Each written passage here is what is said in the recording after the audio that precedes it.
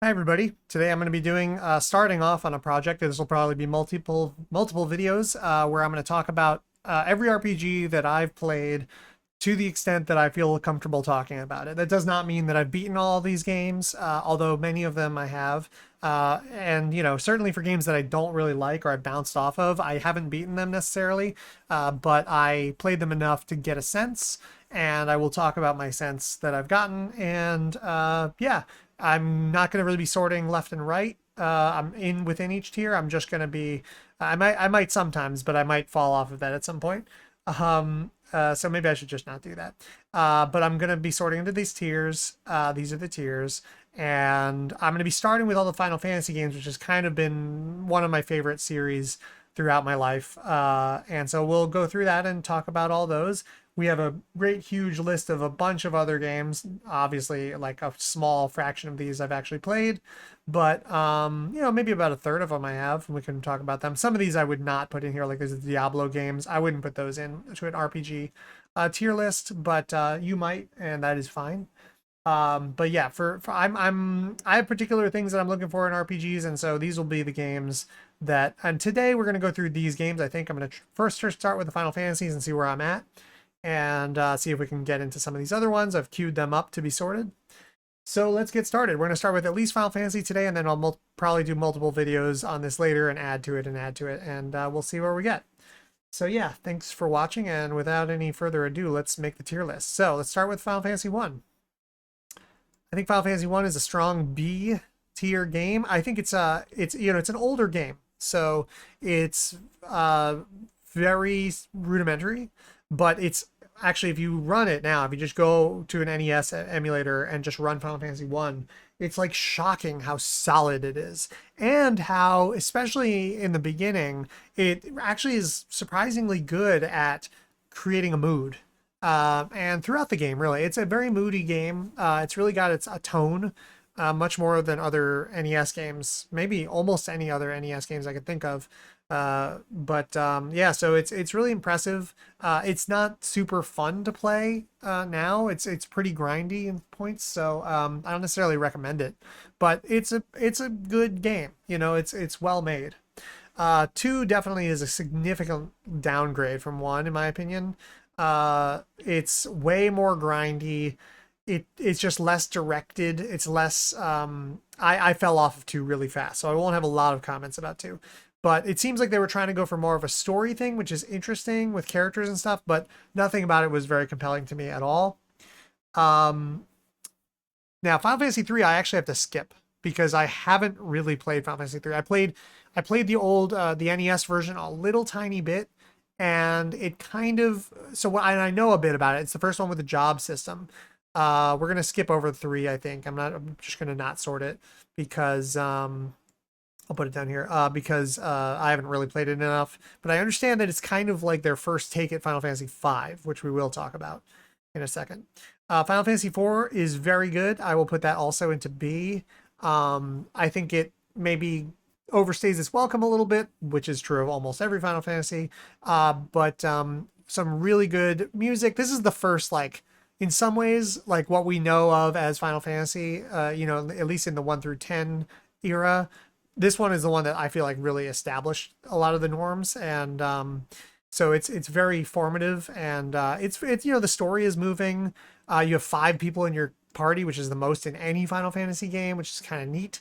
On the other hand, because it's so plot based, you are having characters come in and out of your party all the time, and that can be a little bit disruptive.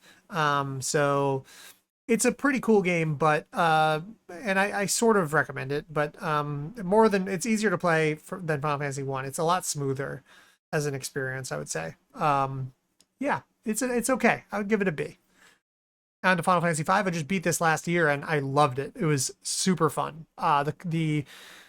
It's kind of a solid this era Final Fantasy game. The plot is not very good. The villain in particular is very dumb, but the it's all about the job system. So this was their second take on the job system. This was kind of like them, I think, building off of what they learned from 3, and it's fantastic. It's super fun. I played the GBA re-release of this, which is not heavily changed, but has some little minor quality of life things, and I really loved it. Yeah, just a solid experience. It has some old school Final Fantasy annoyances, like all of these. It's like there's some place you have to go next, but it sort of fakes open worldness. So you know that's not the best, but yeah, Final Fantasy V, very cool game. I definitely recommend it. Final Fantasy VI has got to go into the S category. It might be a low S, but it is a fantastic game. Uh, you know, this, I think at the time I played this. Now, by the way, I played Final Fantasy VI. I beat it probably in 2006 for the first time. It was like, you know, a good 10 years after it came out or so. I was already like out of college and I beat Final Fantasy VI. And I remember after the end of that game being like, I couldn't think about anything else but it for a while. It really like moved me and haunted me. Very, very powerful game. The soundtrack, this is the first of the game soundtracks that is like complete home run. Like, I need to show this soundtrack to people who don't even play video games level quality. Just amazing Nobuo Uematsu soundtrack. And yeah, the game itself is great in almost every way. It does have pacing issues. It sort of falls off a little bit in the second half, but and there's some silliness. It's like a little bit more silly in some places than you might expect. But it's fun and very cool. Definitely one of the best RPG experiences I've ever had. Seven also is very similar. These are both candidates for my favorite RPG ever of my whole life. Seven is really, really fantastic. Has the best intro, like opening of any RPG. I think RPGs tend to struggle with how do they start. And in seven, it starts with you doing a bombing mission, like you're eco-terrorists and you're like blowing up a reactor. And so it's very exciting right from the get-go. I mean, the incredible, incredible soundtrack also helps with that a lot. Um, yeah, seven is, it has also a really good this is other than five's job system, seven has this materia system, which is one of the most fun things to mess around with and play around with and build and add to in the Final Fantasy series up to this point. So yeah, cool story, really interesting story, obviously heartbreaking at points, and great music. And yeah, seven is one of the best easily. I can also quickly talk about Seven Remake, which I thought was just phenomenal. I mean, I was skeptical of them splitting this up into the original game into three chapters, and it did kind of work, but I don't think they should have made it a 40-hour game. That said, I don't think maybe any of these should be 40 hours long. I think almost every Final Fantasy I've ever played and almost every RPG I've ever played is about 20 to 30% too long, and Seven Remake is no exception. But I will say that some of the cutscenes in this game are the best cutscenes of any game I've ever seen. Maybe just the best pieces of like video footage, like, or you know, moving pictures I've ever seen. Really, really awesome stuff. They really brought out. They were so true to what was going on in seven, but really fleshed it out in a way that like they take it really seriously. And that's something that I really love about seven a lot. Is it's a world that's really taken very seriously, and the characters are taken very seriously, and that means a lot to me.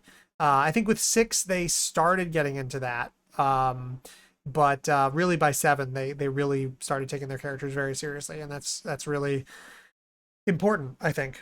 So yeah, seven remake was awesome. I'm very excited for the next chapter. I would say it's, you know, it has a lot of the strengths of seven. I prefer the turn-based combat of seven, and I prefer that seven is a complete game. So, you know, I think that especially once you have all three chapters of seven remake, it's going to be a far, far too long experience. But we'll see. Yeah, so that's seven and seven remake. Final Fantasy VIII is nowhere near the S tier. It is a very bad video game. I'm tempted to put it in F, but I think I'd put it in D just because the music is awesome. Like, Nobuo Uematsu did not get the memo that they were going to be fucking everything up in this game. This game does so much wrong. People complain about the characters and the story. I haven't beaten it. I've gotten about I want like 40% through it, and I still might try to like power through it somehow, but man, it is really just not fun at all. They screwed up the XP system. Like basically, as you level up, the entire world levels up as well with you. So monsters scale with your level. So it's like you're not really incentivized to level. And then it has this drawing system where you can just sit there and draw magic out of monsters and get it up to 99, and then pair that to your stats and get higher stats. And it's just like it doesn't make sense. The only thing I've heard a few people talk about this game positively, and the only people I've heard talk positively about it are people who want to completely break an RPG and just be doing insane damage. And for me, it's just like, well, I don't, might as well just turn the combat system off, which you thankfully kind of can do in this. And part of me is like, maybe I just need to do that, turn off the combat system and just go through it and watch all the cutscenes. I could just do that on YouTube, I guess, though. Great music. Other than that, though, I mean, even also the scenarios and stuff, like even the programming seems worse on 8. Like everything seems just a little bit fucked up, a little broken, a little lacking in polish. The art style serves the PS1 era a lot worse than 7's does. This game looks way worse than 7 because they went for like a realistic proportions kind of thing. So like it just looks like just not that good. 7, they have more of a stylized look, and it looks a lot better. And speaking of a stylized look, Final Fantasy 9, they realized the errors of their ways, I think, with 8. I know they're two different teams technically, but 9 is a contender for the best Final Fantasy game, a contender for the best RPG I've ever played. It's probably the most flawless RPG. I think 7 has higher heights, and 6 might even have higher heights, but 9 has very high heights and also almost no significant problems. It has a really good item system where you equip items, and each item has different skills on it that you can learn. And then once you've mastered the skill on that item, you can take the item off and you still have the skill. And so there's a really cool system in there that's really fun to play with, and it lets you kind of customize your party a lot. Really good characters, good world, good story, amazing music. Nobuo is still just completely on fire. 9 is just as good as 6 and 7 and 8. Those 4, I think in particular, not to say that 10 is not also great, but those 4 RPGs, I think are like Nobuo's best work, which is saying a lot because he has done a lot of amazing stuff. So yeah, 9, I can't recommend enough. If you have never played an RPG before, if you want to know what Final Fantasy is about, Final Fantasy 9 is really like, it's really the one that encapsulates all what's great about Final Fantasies 1 through 10. And I'm marking it off there. I'll talk about why after I talk about Final Fantasy 10. 10 is like the one more that they did, kind of. But yeah, so Final Fantasy X, I would say, is probably an A tier. I don't think it's S tier, but it could be. I think if they did a remake of 10 and fixed a couple of things, I might consider putting it in S, but I think right now it's A. And what's good about 10? Well, the best thing about 10 is the sphere grid. They have a system where it's kind of like a skills grid. Imagine if like you had all these different jobs and they all had skill grids, but they all connected to each other. So you could move from white mage over into black mage, over into paladin, over into fighter, and it's on this huge network, kind of like Path of Exile. But what's cool about this is you have multiple characters all moving around on the grid, and you can like learn a skill that another character has learned, things like that. Very cool. The story is also very good in 10. Very, very good. Music's great. The problem is that this is the first one with voice acting, and so far it's pretty hard to get. And the voice acting's awful. It's like god awful, and the script is not very good either. And so the cutscenes are kind of suck. And for the most part, I mean, there's a couple of exceptions, but they mostly are just weird and awkward and not very good, and they're unskippable a lot of the time. So there's a lot of like weird PS2 era oddity sort of behaviors in 10 that I wish weren't the case, that I did feel like dragged it down a bit. But it's still A tier, one of the best Final Fantasies I've ever played. Just fantastic game. And now after 10, some really big stuff started happening with Square. It was around this time that Square bought up Enix, and they were buying up a bunch of different companies. They became Square Enix. And around after 10, there was kind of an exodus from the company. Some of the Hironobu Sakaguchi, who had been there since Final Fantasy 1, leaves the company. Nobuo Uematsu leaves the company. Both of them, I think, will still work for the company in like a sort of contracting capacity. They both went over to work on Mistwalker games, which I have not yet played any of, and I'm very excited to.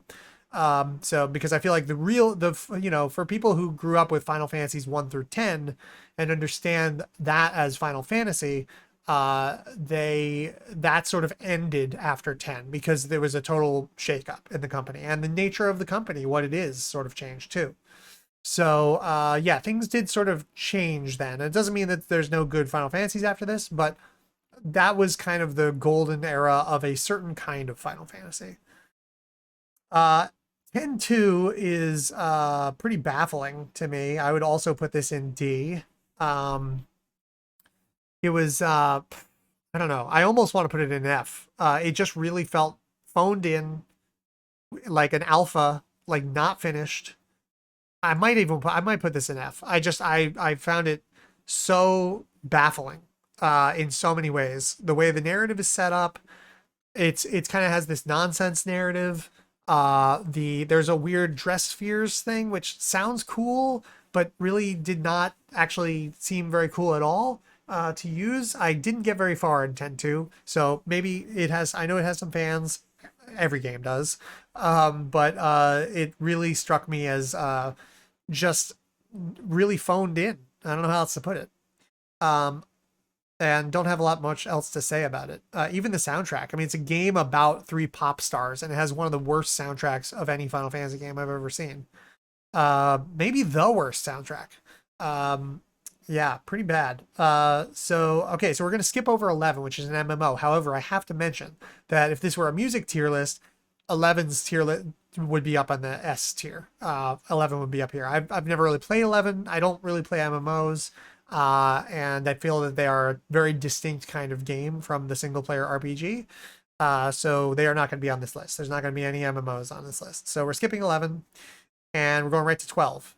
Now 12, I would say, is either a C or a D. I'm kind of tempted to put it in D. I'm trying to think here. So Final Fantasy 2 is D, 8 is D. Yep, that feels right. 12 is also probably D. I mean, it has some strengths. It has maybe more strengths than 2 and 8. But like the best strengths about 12, the best strength, it is also one of the worst soundtracks, by the way. Also, the composer for this is the Final Fantasy Tactics guy, and I always forget his name. Hitachi Sakamoto, I think is his name. Yep, got it. And I believe that's his name. And Hitoshi Sakamoto. I really can't stand his music. Like, I used to like it, and then something happened in the last few years, and I was like, nope, this is just the worst thing to listen to. But 12 has this weird real time with pause system where you can set up these like AIs for all your characters, which in theory sounds kind of cool. In practice, it just sort of sucks, and you can sort of know that the combat system is not great because they actually baked in a speed everything up system, and you're just the way combat is framed, it's like you're just walking around and a monster walks up to you, and then your guys just kind of start doing stuff. You have no feeling of connection of what they're doing. This has been a problem for me with party-based real-time with pause systems across the board, which maybe we'll get to again when we talk about Baldur's Gate or Planescape Torment.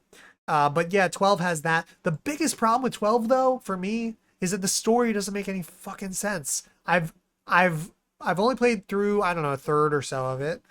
And then I was like, I don't understand what the hell is going on in this story. So I watched a YouTube video that explained the story. Still didn't understand. Watched a second YouTube video explaining the story. Still didn't understand. And that's at the point at which I was like, okay, this is just, there's something wrong with the storytelling in this game. And that is really unfortunate because it's a good looking game. There's some really cool cities and stuff, and the characters look cool. And actually, the script and the pace, like this is not like Final Fantasy X. Final Fantasy X, the dialogue is really wooden and awkward and strange. In 12, it's like they're good cutscenes. It's just that the plot doesn't make any sense. So it's very unfortunate. I feel like 12, with a few different choices made, simplify the plot, give it like a turn-based system, or if you want to go real time, go with like something like Final Fantasy 16 or something. This really bad in between real time with pause thing. Now I think that 12 also though did lead to Final Fantasy 13, which I think is a controversial take that I have, that this would be an A tier game. Partially because of the combat system, which I feel like was sort of inspired by 12, but it's so much better. It's so much better. I'm very inspired by 13 in a lot of ways. I think 13, so 10 is the first one where they got rid of this idea that they'd had since the original game of like, it's an open world. You can go wherever you want. There's an airship. But actually, though, there's just one place you can go. So for 10, they just made it linear. It's a linear corridor the whole game. Same with 13. And with 13, though, they got a lot more flack for it. And I think that that's because of a couple of issues. One is the overall pacing. I think they didn't have enough story beats to cover the number of hours in the game. And so a lot of times story beats would sort of feel a little bit repetitive. Also, there's no towns in this game, really. There's like one thing that like sort of is like a town, but 10 has towns. And I think towns are really important, especially for this linear experience, because towns are a moment where at least I can go to like the item shop first and then I can go to this other place. It's this little moment of, linearity. So that's really good. 13, yeah, does not have towns, so that's pretty rough. Like you definitely feel the sort of repetitiveness in 13, and the first like 10 to 20 hours actually of 13 can be like a little bit on the painful side, which is like that's not great, but it has a great story. Once you've completed it, like the ending is phenomenal. The combat system is totally the star of the show in this game. It's definitely the best combat system in any Final Fantasy game. And there's just so much about it that it like they made it so that like you don't lose after you fight a battle. You just refill your mana and your health and everything. So you're not like, it's not this war of attrition kind of thing, which had been the case since 1. So that really changes stuff. That means that success and failure are more about like how quickly can you beat enemies. However, I will say that because the combat system is more of a interesting system, they've made all the fights harder. Like I would say that this is one of the hardest Final Fantasy games, and the line between boss fight and regular fight is a lot more blurred in 13. Like there's a bunch of like regular monsters who I was like stuck on here and there, and a few bosses that I had to really kind of rethink my strategy and approach and stuff to get through.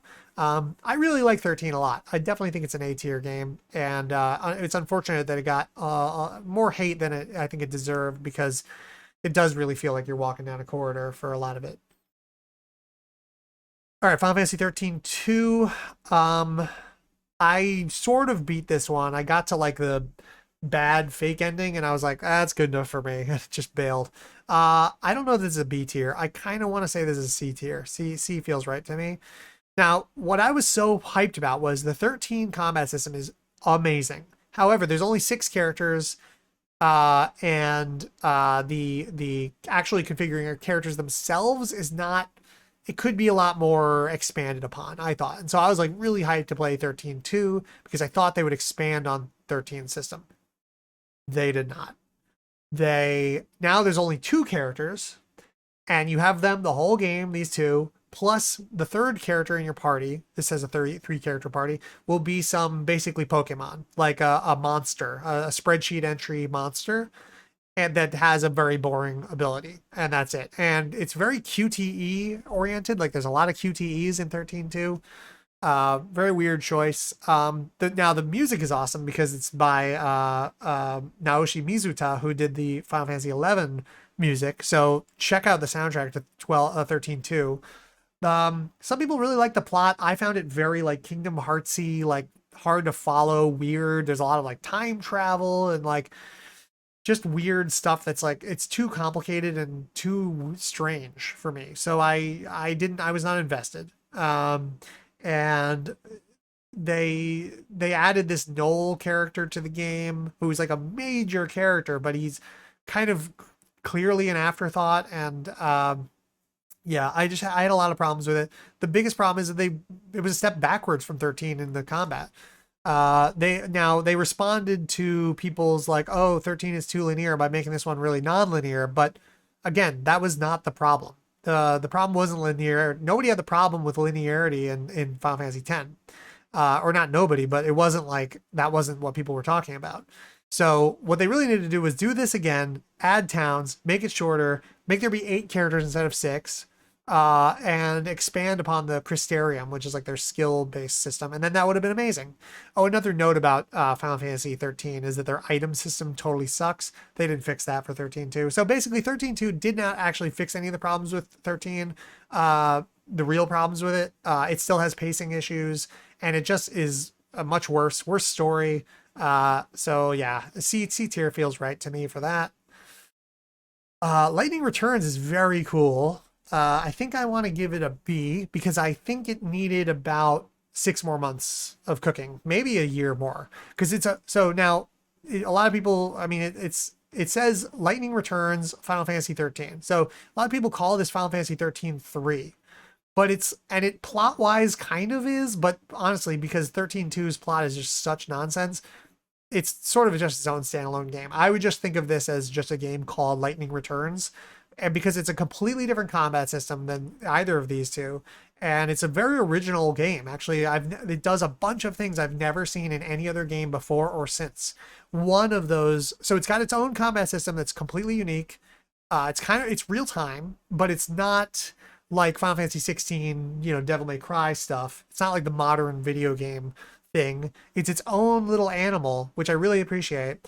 But I do think it probably needed a little more development time. That's kind of always been the problem with Final Fantasy is that they come up with these cool systems and then they just abandon them for the next game and instead of developing on them. So if there was like a Lightning Returns 2, as absurd as that sounds, I actually think that could have been a fantastic, awesome game. And this is a very good game.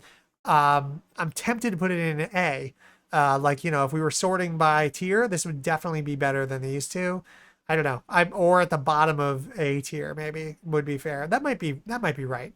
Very, very good video game. Good presentation, and good soundtrack because it's a Naoshi Mizuta again. But I do think it needed to be cooking a little bit longer. Final Fantasy 15 is F tier.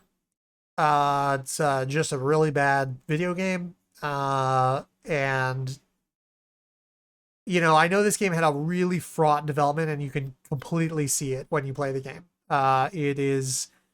The combat system sucks. I do think 16 took some of the ideas in here and made them into something that makes sense and works. Combat in this is terrible. There's some, when the story starts off, you're like, oh my God, this is so cool. I'm like going to diners and stuff. And this is going to be like this modern, fun road trip RPG. And then it just abandons that. And it just becomes like this weird mishmash of like different tropes and different styles and eras. And you're just going from like warehouse to warehouse. It almost feels like more like playing Witcher 3 or Grand Theft Auto or something. Because this is the first one that's like truly an open world RPG in the modern console game sense. And whew, man, it really just sucks. Everything about this one's bad. Pretty much everything. I mean, the only thing that's good about it has a good fishing minigame. The camping like cutscenes are very charming, and there's some charming bits in general. But other than that, this one's a real stinker. And I would recommend not playing this one. Yeah.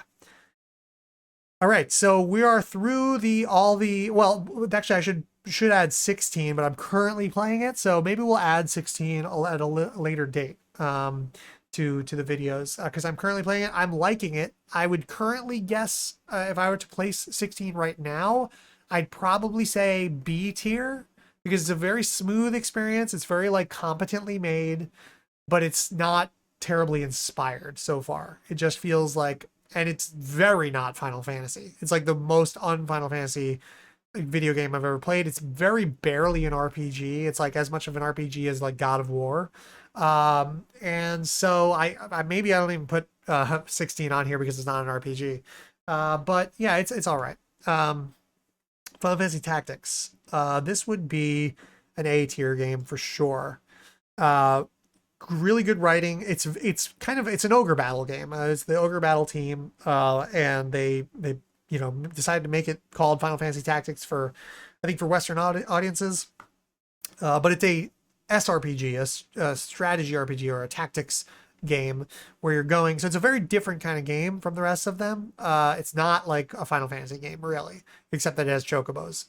But it's a very, very cool tactics game with a really good narrative. Unfortunately, it has that is a Hitoshi Sakamoto guy doing the soundtrack, but it's one of his best works. It's not a problem.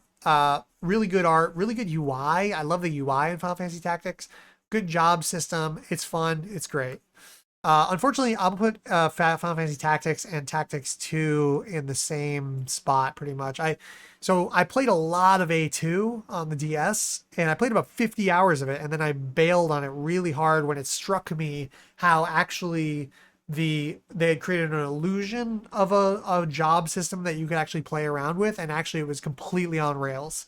And once I realized that, I was very upset. Now I don't want to be unfair to this. Maybe I should put this here because I haven't really played the original Final Fantasy Tactics much.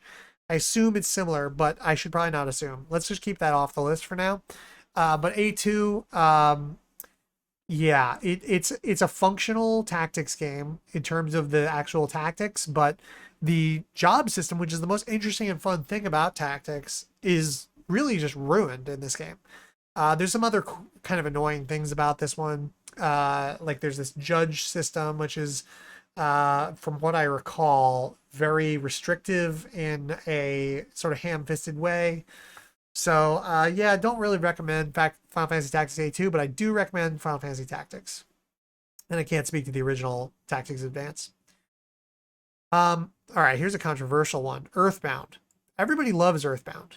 I I don't love it that much. I back in the day when it was out, it's something about it just didn't really appeal to me. I think one issue is that it feels farcical in a lot of ways, which that's always an issue for me. Anytime a game feels like it's a bit of a farce or it's not really being taken seriously, like you're not taking your own world seriously, that's kind of an issue for me. There's a lot I love about it. I mean, the music is insanely good. Mother 3 is even better. And the art is great. And there's some really cool things that I know about Earthbound. I have gotten about a third through it. My wife got about to the same place, and we both fell off of it around the same place. I think it might have been the Threed, if I'm not mistaken. It might just be that it's too long for what it is, but I just haven't been crazy about Earthbound. I could see maybe it being a B, but I'm gonna put it in C because I just haven't loved it. I haven't loved any RPG that has this like very frivolous tone to it. If I'm going to spend 30, 40 hours, I need to know that the author thinks this story matters. And I know that it gets more serious later on, but I don't know. And maybe someday I'll play through it and change my mind, but so far, no, no, it's not really doing it for me. Chrono Trigger, I gotta put in the S tier, right? I mean, this is one where I think I had a very controversial opinion. This is one where I have a normie opinion. Chrono Trigger is, in a lot of ways, it's a game that always comes up when RPGs are discussed as like, oh, well, Chrono Trigger did it this cool way. Actually, Chrono Trigger and Final Fantasy 13 have that in common, and that they both did things in a different way that have, and the new rules for this have stood the test of time. Chrono Trigger is very cool because it has these things like these little actions that you take early game, and the game remembers that you did that later on, and then you're like, oh my god, it remembered that I did that. Really good soundtrack. Mitsuda is the guy who made the soundtrack. Very good. It's his best work for sure. I'm not a huge Akira Toriyama art style fan, but it's a very good looking game. one of my favorite things about Chrono Trigger is that it starts you off in this really fun, like big open festival where you have all these like mini games and stuff that you can do, which kind of just gives you like a nice overview of the game, and you can like sort of move around at your own pace. One thing I hate about RPGs is like when you start them up, you sort of feel like you're held hostage for 20, 30, whatever many minutes until you can actually play. But in Chrono Trigger, like you almost right away, you're allowed to just run around and just like boop on stuff. And that means a lot. It has a lot of other cool properties. Very good game. And another thing I love about Chrono Trigger, it's like 25 hours long, which I wish all of these other games were. I think every one of these games on this list probably needs to be 25 hours long. I maybe need to replay Chrono Trigger because maybe if I played this, I'd be like, well, this needs to be 20 hours long. But we'll see. In any case, 25 just feels like, for the kinds of games these are, 25 feels like a more sensible amount of time than 35 or 40. So yeah, Chrono Trigger goes there. So that finishes our. I threw in a couple of like other JRPGs of the Super Nintendo kind of era for now. I'm going to be grabbing a bunch of more later on, but I just thought I'd throw these on there. So yeah, let's go through some more. Let's do these. We'll do the Torment and the Fallouts, and then we'll call it there. How's that sound? All right. So Planescape Torment is an S tier video game. Because its strengths are just that strong. It has, what's funny is of all of these games, every single game here, I think Planescape Torment has the worst combat system of all of them. And yet it is better than maybe arguably all of them as a game overall, because the writing is that good. The characters, I mean, this is a very main character driven story. It's a story that, like, we talk about, like, oh, a story that matters. This is a story about waking up in a position and finding that you've wronged a lot of people, and how do you deal with that. And it's just such a cool original world, the Planescape setting. It's so interesting and so cool and memorable. It has a lot of problems. It's a game from the 90s, and a lot of the jokes are like gross. Like, there's a lot of sexism in this game. It's like it's not very cool to women, this game, I would say, and that's very unfortunate. But overall, it is one of the most like thoughtfully written video games. Disco Elysium really is. If you like Disco Elysium, definitely check out Planescape Torment. One of the best RPGs ever made. Definitely an RPG that I would tell people who don't even play video games to play. So let's see, Fallout and Fallout 2. I think those, I'm going to put them both in A tier. Both very, very good computer role-playing games. Just a really good, like, premise. Now, like, Bethesda and all these other companies have, like, sort of regurgitated this concept of the post-apocalyptic, retro futurism sort of thing that Fallout has.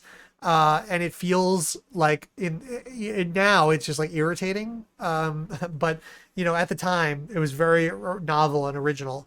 And yeah, there's a lot. The combat system in these games is fun and satisfying, and like weirdly just sort of in between a tactical RPG and not. It's very strange, but it really works.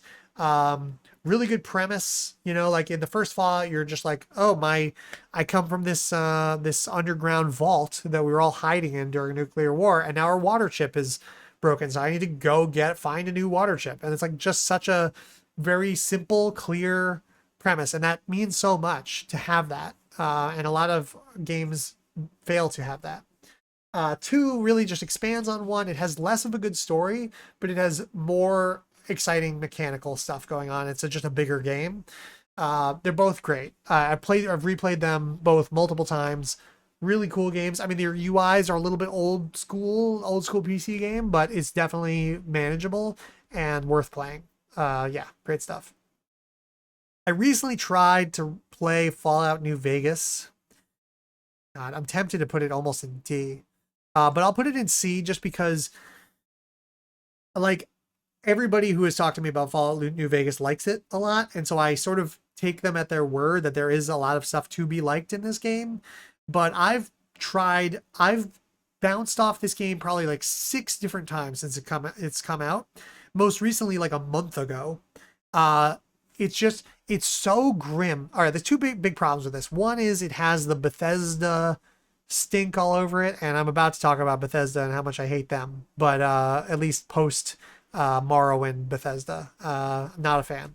But yeah, it's got the Bethesda VATS system, and not just the VAT system, but like the whole suite of like the UI and items and how everything works. It's just got this marked by Bethesda-ness that I cannot stand. But the bigger problem is that it's just such a depressing world. It's so gray and dead and lifeless and without any hope. And like the plot even has nothing to look forward to. Like so I got shot and I want to find the guy that shot me. Like that's the big hope for this world, is that I can go, I guess, kill the guy who shot me. You know, the more I talk about it, I'm like, no, man, this goes in D, because it's just, I've never liked the VAT system. And it's hideous. It's depressing. I'm sure it's better than Fallout 3, which was just a nightmare game. I put in an F for sure. Yeah, which we can get into. Maybe I'm wrong about Fallout New Vegas. I could see it being a C or maybe even a B, but this is my current feeling on it, and I don't ever want to try it again. Fallout 3 was just an embarrassment. Really just an embarrassing joke of a game. It took everything that was cool and funny about Fallout 1 and 2 and like put it into the hands of people who just like don't understand humor, don't understand storytelling, and have just awful taste.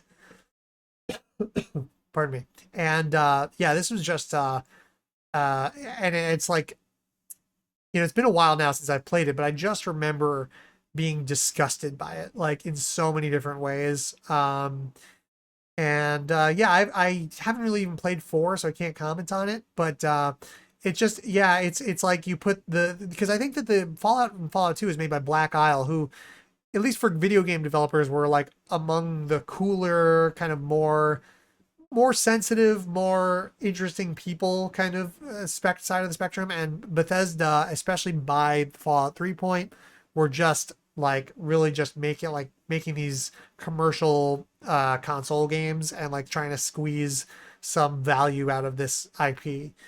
So yeah, I really hated Fallout 3 a lot. And I've disliked every Bethesda game since they made Morrowind, which I really did like a lot. But we can maybe get into those later. The Elder Scrolls. I don't think they're on this list yet, but we'll get there. So yeah, anyway, I said I was going to do up to the Fallouts, and I did that. Is Fallout 4 on this list, actually? Let's see real quick here. Because I would put that at F as well, from what I played. It seemed like the same sort of stuff as 3. Yeah, Fallout 4 is here. We could throw that onto the F thing. There you go. Cool. So this is our first round of RPG rankings. Let me know what you think. And these are some of the ones to be sorted. We got the Fire Emblem, a bunch of Dragon Quest that I've played, and the Baldur's Gates. And yeah, there is a Morrowind's on there. Morrowind's great. Yeah. Oh, wait, what is this? Final Fantasy Tactics Advance. I didn't put that. That's right. Okay, cool. Well, anyway, that's it for now. I will add to this later, but here is my tier list getting started. Thanks for watching, and I'll update this again in a couple days. See you soon.